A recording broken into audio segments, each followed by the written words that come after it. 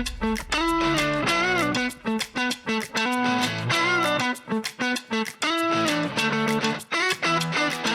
we are in Oslo, Norway.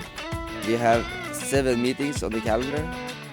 I have my rookie, Isabella. We're ready to rock and roll. Tell me about who you got with you in Oslo. I have my rookie, Isabella. She's selling in Paris. She didn't get breakfast today, so she tries to eat, but she knows how it is to be with me. No food. How far is the first meeting? It's a 10-minute taxi ride.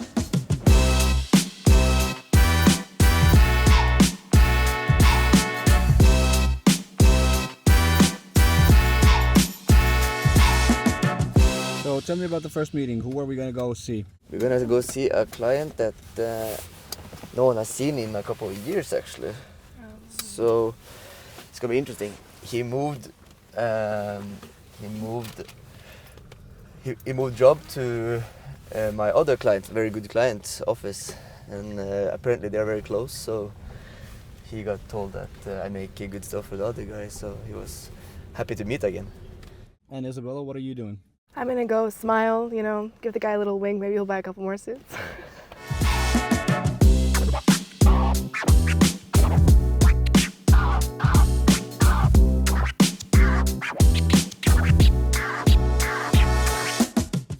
All right, how did that go? It went very well. He hadn't bought for 2 years.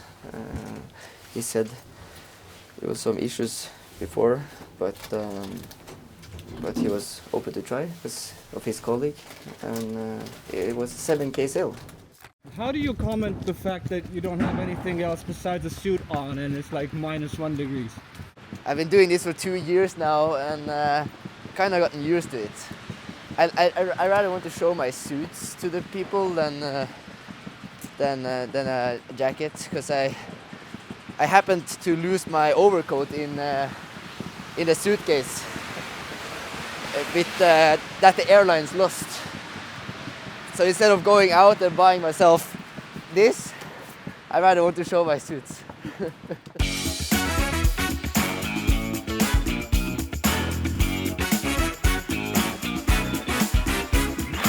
So tell me about that one. Just a drop off or? Yeah, so I saw him yesterday for the delivery, because I was actually going to see him today, but he had to.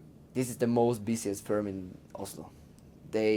Every morning it's like, okay, I have to go to London, so you never know when you can see them. So I knew that he was on travel right now. I tried to see if he was here, but he wasn't. So then you have to just drop it off.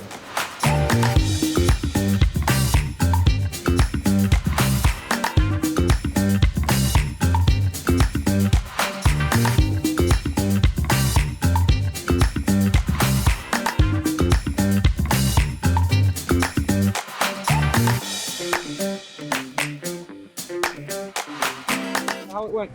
It went good, as expected. I'd promised him a shirt, so we could start a relationship and trust, because he's been a long-term client, but I haven't met him myself yet. So, and he has this challenge with his wife that he's not gonna buy any clothing this year.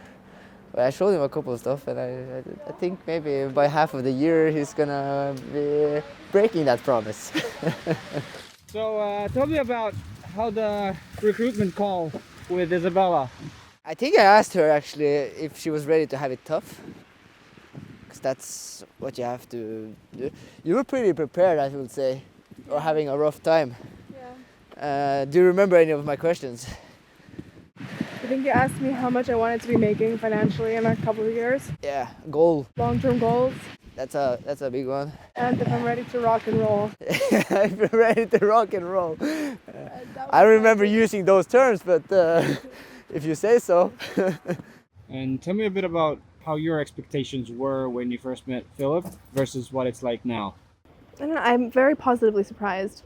Philip's very socially and emotionally intelligent, and I can see that that's why his clients like him so much, and that's why he made top 5 last year too. So it's nice to learn from somebody who knows how to read the room really well. and who is that successful in their second year. So definitely exceeded all of my expectations, but I'm enjoying it. It's not as hard as I think he was preparing it. He was telling me that it was going to be, which is good, because I think it's better to have like those like more difficult expectations in that sense, and then it just is better and better.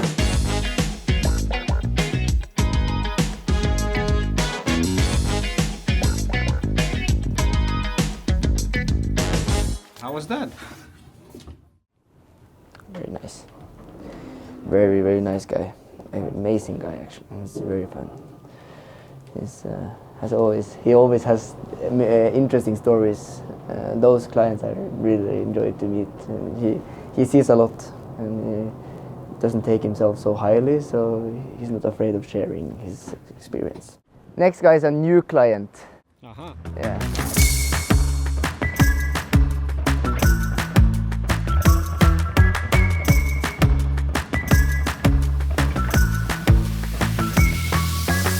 All right, so how did that go?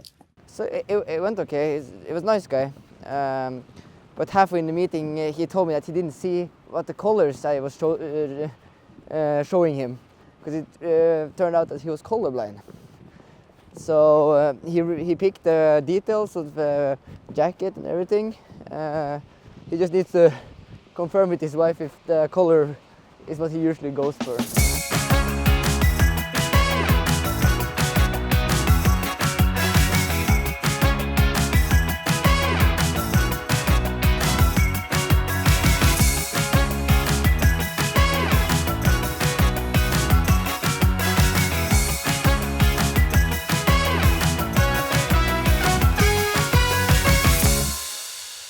All right, how was that?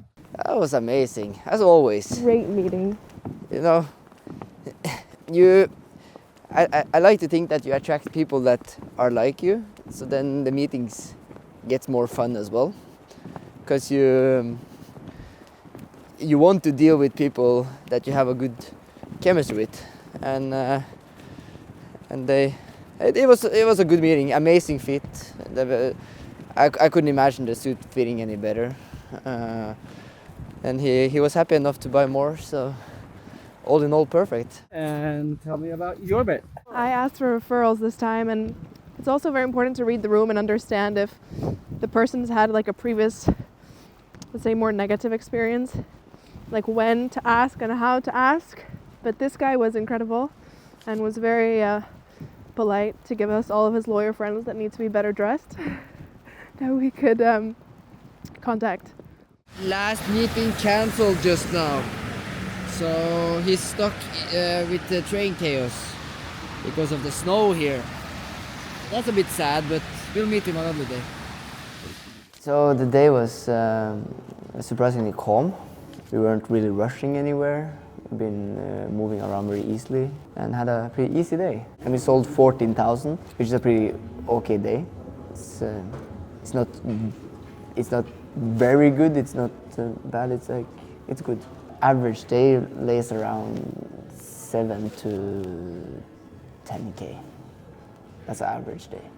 So it's over average days. It's good. Don't get me wrong. But you have days also where you run around rushing to trying to get to end, and you make 5K.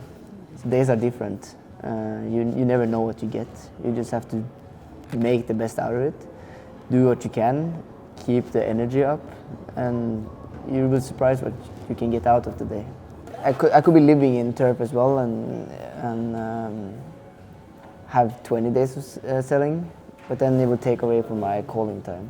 The goal is to keep 9 to 7 days every month, because I would rather want more revenue in 9 to 7 days than staying in turf 20 days. It's just how you put up your turf. It's when your clients buy more, you work with more wealthier people that buys more, you just get more revenue.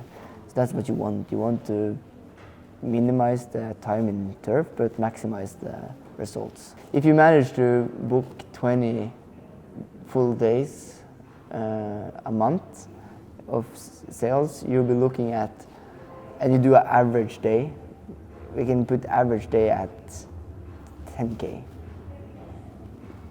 then you're making 200K a month. And if you're making 200K a month, you're making 2.4 a year. And then take 20% of that, and you got your salary. That's how you make $1 million, plus leadership if you get into that. Tell me about your goals. What are you planning on doing? My goals for the future are to start an office in Paris, because that was actually the first office in Europe for LGFG, and it got closed down shortly after. But my goal is to get that back up again, and then become division president of France, and then have 2 offices, one in Paris and then one in the south of France in Nice. Those are my long-term plans.